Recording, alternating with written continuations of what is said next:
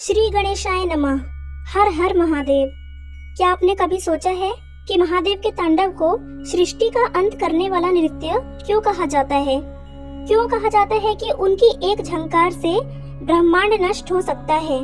आइए जानते हैं शिव तांडव का रहस्य।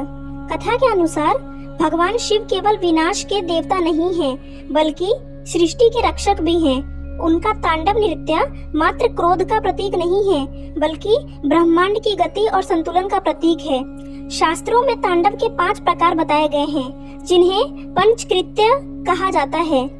सृष्टि, सृष्टि की रचना, स्थिति, सृष्टि का पालन करना, संहार, समय आने पर विनाश करना, तिरोभाव, अज्ञान और माया का आवरण डालना, अनुग्रह, भक्तों पर कृपा करना। यही 5 कार्य शिवजी के तांडव में प्रकट होते हैं। जब शिवजी आनंद में होते हैं तो वे आनंद तांडव करते हैं, जिससे संसार में सकारात्मक ऊर्जा का संचार होता है। लेकिन जब वे क्रोधित होते हैं तो उनका रूप बदलकर रौद्र तांडव बन जाता है।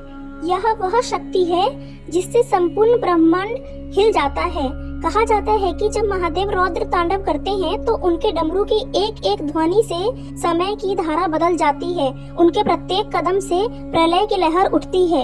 उनके जटाओं से गंगा बहती है और उनके गले के कंपन से ध्वनि तरंगे उत्पन्न होकर संपूर्ण सृष्टि को हिला देती है।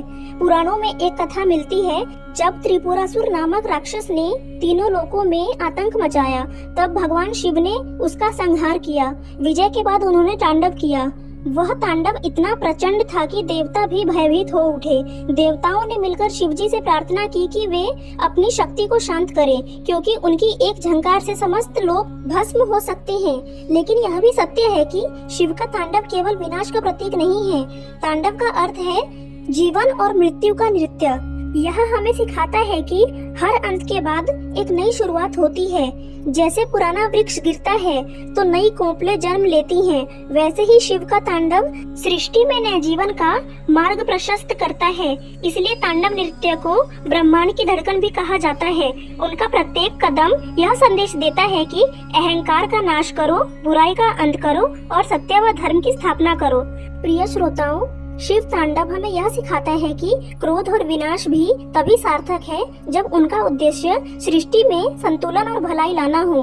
इसलिए महादेव को संहारकर्ता के साथ साथ कल्याणकारी भी कहा जाता है।